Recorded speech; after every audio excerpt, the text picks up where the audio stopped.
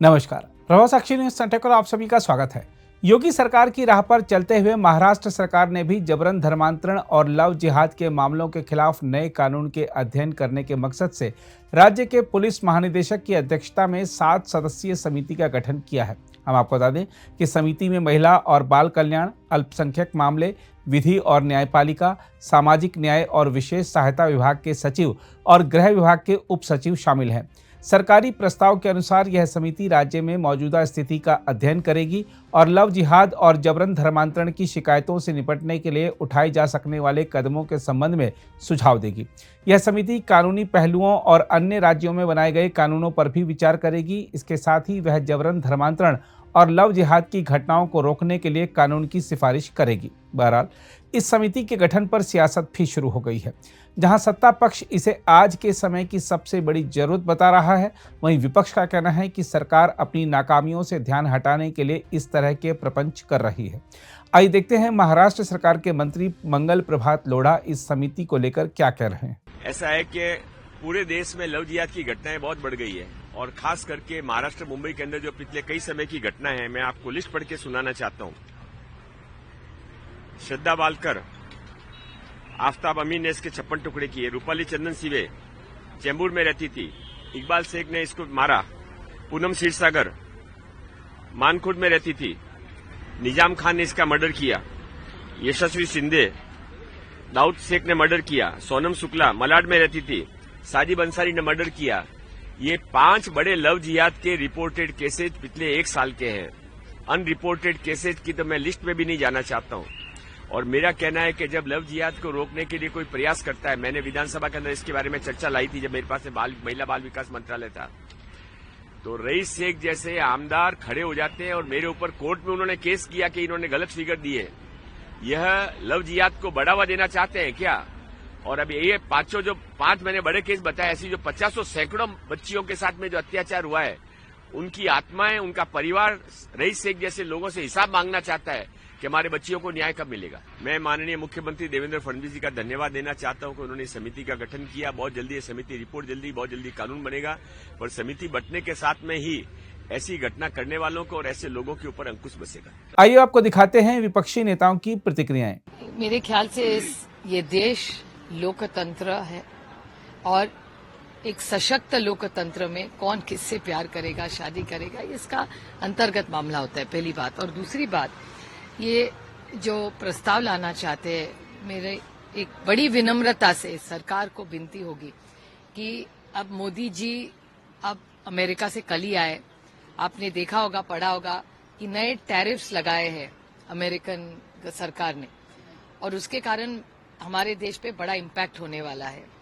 और निर्मला जी ने उनके पार्लियामेंट में जो भाषण किया, उसमें उन्होंने ही कहा है कि ग्रोथ रेट कम हो रहा है, जीडीपी का रेट भी कम ही रहेगा, और फिस्कल डेफिसिट मैनेजमेंट के लिए उन्होंने 2.5 लाख करोड़ रुपया उन्होंने आरबीआई से डिविडेंड लिया। कोई कहेगा तब कि डिविडेंड लेने में क्या दिक्कत है? डिविडेंड लेने में दिक्कत नहीं है, लेकिन जिस तरह से डिविडेंड ये रेनी डे के लिए रखा जाता है, खर्चा नहीं किया जाता, वो 2.5 लाख करोड़ रुपया इस साल सरकार ने लिया है। पिछले साल भी 2 लाख करोड़ लिया था महाराष्ट्र सरकार, और बहुत सारे ऐसे राज्य हैं जिसका लोन बढ़ता जा रहा है। बड़े आंध्र हो, तेलंगाना और महाराष्ट्र का तो 2 लाख करोड़ है, ऐसे पढ़ने में आता है।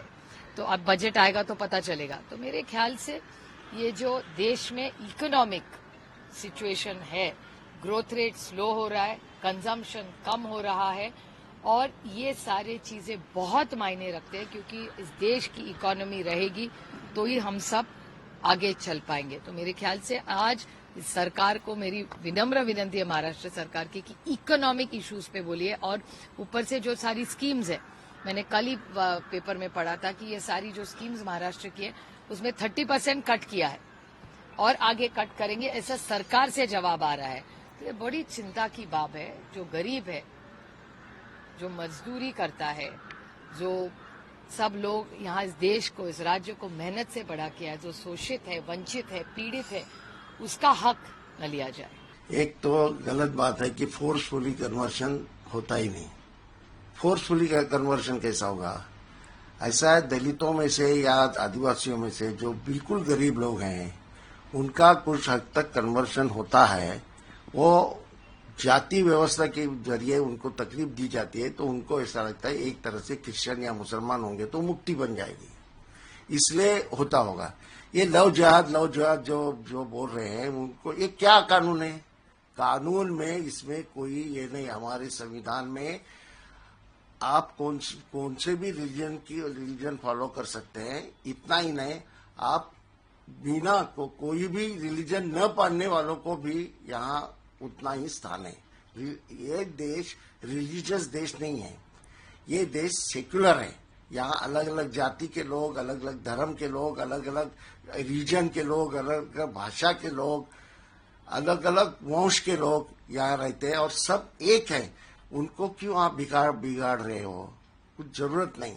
ये जानबूझ के उनको हमेशा, एक तो अभी जो कमेटी की है, मैं कमिश्नर जो चेयरमैन है उनको पूछना चाहता हूँ, आपके पास ऐसी कितनी केसेस आई हैं? एक कोई लेडी है आरएसएस की, वो कहती है बहुत सारे केसेस आए, लेकिन एक भी केस वो बता नहीं पाई। तो ये जानबूझ के किया जा रहा है। ये देखिए, हिटलर ने भी इस तरह से किया था कि जू और आर्यन ऐसा अगर मैरिज होगा तो दोनों को मारते थे वो। इतना ही नहीं, बल्कि जू आर्यन और आर्यन की मैरिज है, लेकिन उनके दादा या परदादा अगर उनका मैरिज ऐसा हुआ होगा तो भी वो मान्य नहीं करते थे, तो भी उनको सजा होती थी। तो मैं यहाँ हिटलर शाही लाना चाहते हो क्या? क्या करना चाहते हो आप?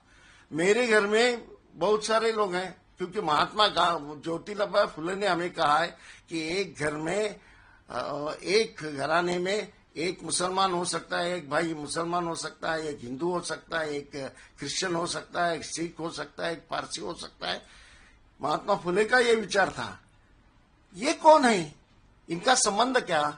लोगों ने किससे शादी करना ये तय करने का इनको कोई अधिकार नहीं। संविधान ने यह अधिकार लोगों को दिया है, किसके भी साथ शादी कर सकते हो।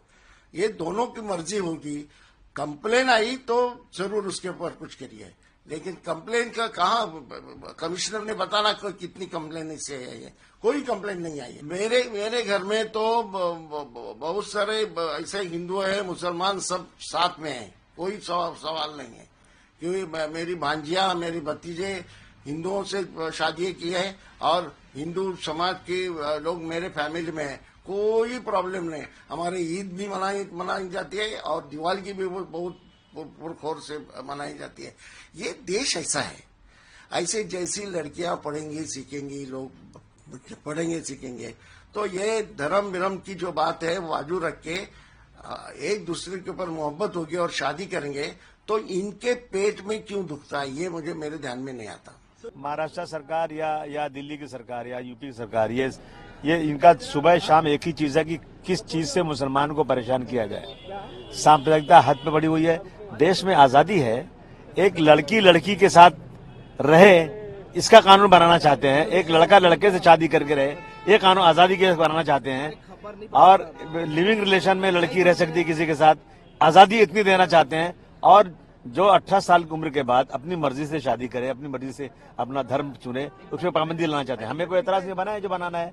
बहुत सारी मुस्लिम लड़कियां भी हिंदुओं के साथ जा रही हैं या हिंदू से शादी कर रहे हैं, हिंदू बन रही हैं। बहुत सारे लोग हैं, बहुत से हिंदू मुस्लिम बन रहे हैं। तो ये तो संविधान ने राइट दिया हुआ है, अगर इनको संविधान बदली करना तो बदली करने, हमें कोई एतराज नहीं। तो हमेशा ये जिक्र लव जिहाद और इस तरह देयर इज नो लव जिहाद। लव जिहाद नाम की कोई चीज है ही नहीं है। ये सिर्फ झूठ मूठ का एक जो है नाम दिया जा रहा है। अगर आप भी लेना चाहते हैं देश दुनिया की तमाम जानकारी तो आज ही सब्सक्राइब करें हमारे चैनल को। साथ ही नीचे दिए बेल आइकन को जरूर दबाएं ताकि हर अपडेट आप तक पहुंच सके।